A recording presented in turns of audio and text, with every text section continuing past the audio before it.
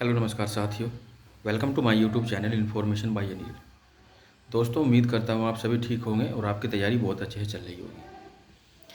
प्यारे दोस्तों, आप सभी के लिए बहुत अच्छी न्यूज़ है और एक बहुत अच्छी अपॉर्चुनिटी है आपके सभी दोस्तों के लिए। दोस्तों, आप जानते हैं कि रेलवे के अंतर्गत नॉन टेक्निकल और टेक्निकल की वैकेंसी भी उसमें इंक्रीज हो गई है, जिसमें दोबारा से आपका जो एग्ज़ाम है रेलवे टेक्नीशियन का दोबारा से रीओपन हो रहा है। उसे दोबारा आप जिन बच्चों ने सबमिट नहीं किया था वो सबमिट भी कर सकते हैं उसको। तो आपको एक इतनी ज़बरदस्त अपॉर्चुनिटी अब इसके रेलवे के अंतर्गत मिल रही है, तो आप इसमें अब ज़रा भी लापरवाही ना करें। आप बहुत अच्छे से तैयारी रखें, एग्ज़ाम को अच्छे से दें ताकि आपका एग्ज़ाम क्रैक हो। और जिन बच्चों का एग्ज़ाम यूपी कांस्टेबल का हुआ है, जिसके जितने नंबर हैं आपको पता लग भी गया होगा क्योंकि आंसर की भी उसमें आ चुकी है। तो आप अब ज़रा भी देर ना करें, आप अपने टेक्नीशियन या आप जो नॉन टेक्निकल का एग्ज़ाम दिया है स्नातक लेवल या इंटर लेवल का, जिसमें क्लरिकल पोस्ट हैं इंटर लेवल में और स्नातक लेवल में आपकी गुड्स गार्ड और स्टेशन मास्टर, सभी अच्छी पोस्ट है स्नातक लेवल की। तो उस पोस्टों को देखते हुए, उन पोस्टों को सभी को देखते हुए उनके अकॉर्डिंग उनकी तैयारी में लग जाए। आपने पीछे क्या किया, पीछे के एग्ज़ाम में आपसे कितनी गलतियां हुई या किस प्रकार का आपका एग्ज़ाम हुआ, यदि आप उन्हीं चीज़ों को लेकर बैठे रहे तो आपका आने वाला एग्ज़ाम भी बेकार हो सकता है। सो दोस्तों, पीछे की बात को भूलते हुए आप अगले एग्ज़ाम के लिए तैयारी कीजिए। क्या पता आपको उससे भी अच्छी पोस्ट मिल जाए। यदि आप कांस्टेबल में सभी तो सिलेक्शन नहीं ले पाएंगे, कांस्टेबल में सिलेक्शन तो नहीं उतने ही बच्चों का होगा जितनी वैकेंसी है। तो आप अगले एग्ज़ाम के लिए तैयारी रखें, अपनी किस्मत और मेहनत के साथ में अगले एग्ज़ाम में लग जाइए, ताकि जो गलतियां आप पीछे कर के आए हैं वह गलतियां आप नेक्स्ट एग्ज़ाम में ना करें। जिन बच्चों के पास आईटीआई है वो टेक्नीशियन का फॉर्म दोबारा से फिर से सबमिट कर सकते हैं। टेक्नीशियन में वैकेंसी बढ़ गई है, अच्छी वैकेंसी उसके अंतर्गत हो गई है। कितनी वैकेंसी किस पोस्ट के लिए बढ़ी है और कितनी बढ़ी है उसके लिए वीडियो हम जल्दी ही अपलोड करेंगे। लेकिन दोस्तों, फ़िलहाल समय है कि आप तुरंत अपनी तैयारी को रिकॉल कीजिए, दोबारा से तैयारी में लग जाइए। यदि आप ज़रा भी लापरवाही अब करते हैं, क्योंकि एग्ज़ाम आपका बहुत ही जल्द होगा, ऐसी उम्मीद इसमें जताई जा रही है, तो उसमें बिल्कुल भी लापरवाही ना करें और आप अपना मैथ, रीजनिंग, जीएस वही कंटिन्यू जो आप करते आ रहे हैं। इसमें हिंदी नहीं होगी, आपका रेलवे के एग्ज़ाम में हिंदी नहीं होगी, हिंदी स्टेट के एग्ज़ाम में होती है। जैसे आपका यूपी पुलिस का हो गया या यूपी त्रिपल एससी के अकॉर्डिंग जितने भी एग्ज़ाम होंगे स्टेट के, उनमें हिंदी आएगी। यूपी पीएससी में भी कुछ एग्ज़ामों में हिंदी है, कुछ एग्ज़ाम्स ऐसे हैं जो यूपी पीएससी लेती है और उनमें हिंदी है। जैसे कि आपका आरओ है, यूपी पीएससी के अकॉर्डिंग होता है, लेकिन उसके अंतर्गत हिंदी है। फर्स्ट पेपर में आपके 60 क्वेश्चन हिंदी के आएंगे, 60 नंबर का एक पेपर होगा और 140 क्वेश्चन उसमें जीएस के होते हैं, जो प्री का रोल निभाता है। उसके बाद हमारा मेंस होता है। मेंस में कुछ पेपर डिस्क्रिप्टिव हैं, कुछ ऑब्जेक्टिव हैं। सो दोस्तों, रेलवे के जो एग्ज़ाम है आपके, अब की बार बहुत अच्छी अपॉर्चुनिटी है आपको, क्योंकि साथ ही साथ आपको टेक्नीशियन में एक तो वैकेंसी बढ़ गई है, दूसरी बात उसमें स्नातक लेवल की भी वैकेंसी आ गई है, इंटर प्लस 10+2 की भी वैकेंसी आ गई है। तो उसमें भी आप अप्लाई कर सकते हैं। दोनों ही एग्ज़ाम इकट्ठे आपके कहीं ना कहीं देखने को मिल सकते हैं और ऑनलाइन भी दोनों ही हो रहे हैं फ़िलहाल। आपका टेक्नीशियन भी अभी, हाँ, दोबारा से आपका एग्ज़ाम खुल चुका है। दोबारा टेक्नीशियन का रीओपन वो हो गया है, उसमें वैकेंसी इंक्रीज़ हो गई है। और स्टेशन मास्टर संबंधी जो आपका स्नातक लेवल का एग्ज़ाम होगा वो भी फॉर्म फिलहाल ऑनलाइन हो रहा है। और 10+2 के जो भी एग्ज़ाम होंगे उस संबंधी भी आपका फ़िलहाल फॉर्म ऑनलाइन चल रहा है। तो दोस्तों, जिन बच्चों ने ये ऑनलाइन नहीं किया तो वे ऑनलाइन कर सकते हैं, उसको फॉर्म को सबमिट कर सकते हैं, क्योंकि एक बार डेट निकल गई तो ऐसा चांस बार बार नहीं मिलता कि दोबारा से फिर रीओपन हो कोई पेपर। वो तो एक इत्तेफाक, एक समय ऐसा होता है कि दोबारा से रीओपन हो जाता है।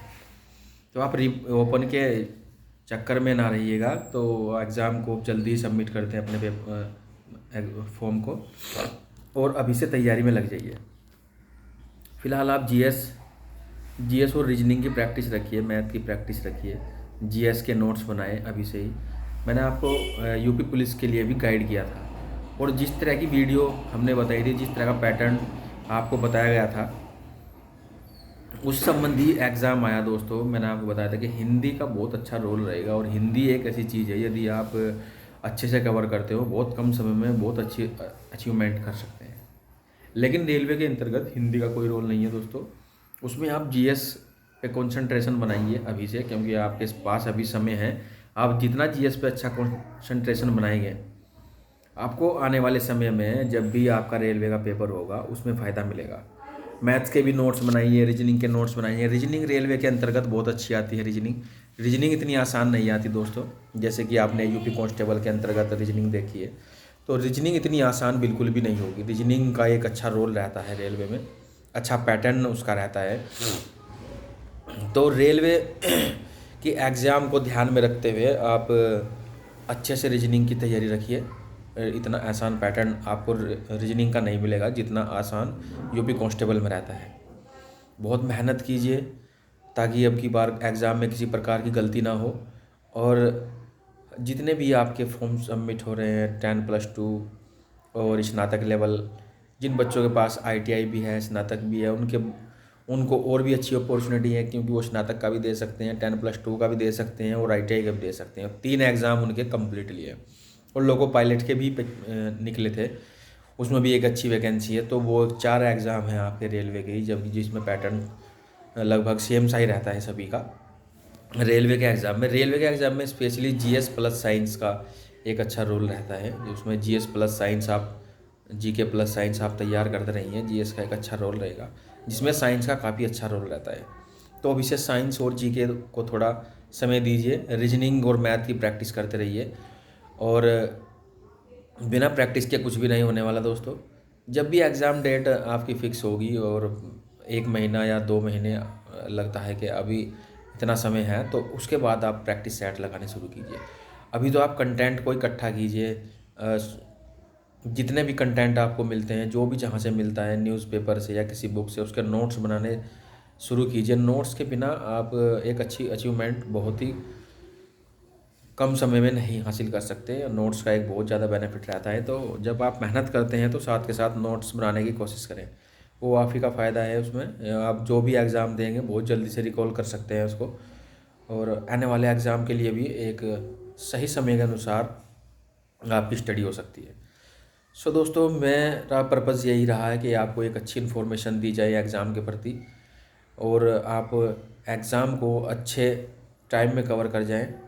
कितने ही बच्चों का क्या होता है कि वो टाइम मैनेजमेंट नहीं कर पाते एग्ज़ाम में, हालांकि उनकी तैयारी होती है लेकिन टाइम मैनेजमेंट नहीं कर पाते। उसकी सबसे बड़ी कमी रहती है कि उनकी प्रैक्टिस बहुत कम रही है।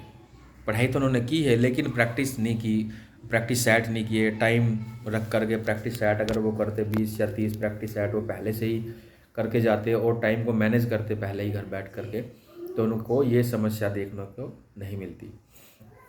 क्योंकि मैं बहुत से बच्चों से ऐसे मिला हूँ जो बोलते हैं कि हम टाइम को कवर नहीं कर सके, पेपर पूरा नहीं पढ़ सके, पेपर को पूरा देख नहीं सके, क्वेश्चन नहीं देख सके, जिससे उनका क्वेश्चन ऑफ नंबर भी बहुत कम है। और जैसे कि आंसर की यूपी पुलिस की आ गई है, तो उनमें क्वेश्चन उनके इतने अच्छे नहीं बन रहे हैं, जिससे कुछ उम्मीद नहीं लगाई जा सकती कि हाँ इतने पे सिलेक्शन हो जाएगा। वैकेंसी भले ही ज़्यादा हों, लेकिन बच्चे भी बहुत बैठे हैं एग्ज़ाम के अंतर्गत। सो दोस्तों, आप अभी रिज़ल्ट उसका अनाउंस नहीं हुआ है, तो उस बारे में आप इतना ध्यान ना दीजिए कि उसका रिज़ल्ट क्या रहेगा। जो भी रहेगा वो तो रहेगा ही। तो आप आने वाले एग्ज़ाम के लिए तैयारी कीजिए, उसको मिस मत कीजिए।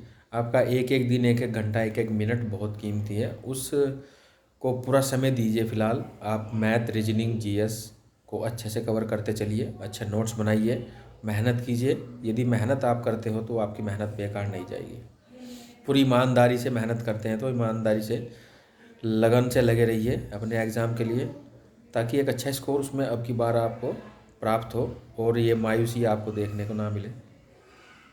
नेक्स्ट वीडियो में हम मिलेंगे आपको विद सिलेबस, और कितनी वैकेंसी टेक्नीशियन के अंतर्गत बढ़ी हैं और कब तक आपका फॉर्म चलेगा, और कुछ सिलेबस के बारे में भी बात करते हैं दोस्तों। तब तक के लिए थैंक यू, और जुड़े रहिए इन्फॉर्मेशन बाय अनिल से। और वीडियो को अधिक से अधिक शेयर ज़रूर कीजिए ताकि और बच्चों को इस चीज़ का फ़ायदा मिल सके। जो इन्फॉर्मेशन हम आपको दे रहे हैं उन बच्चों तक भी वो चीज़ें चली जाएं और वो भी अपनी तैयारी को एक अच्छी सुदृढ़ बना सके, अच्छी मजबूत कर सके, ताकि आने वाले एग्ज़ाम को वो क्रैक कर सकें। तब तक के लिए thank you, thank you, thank you.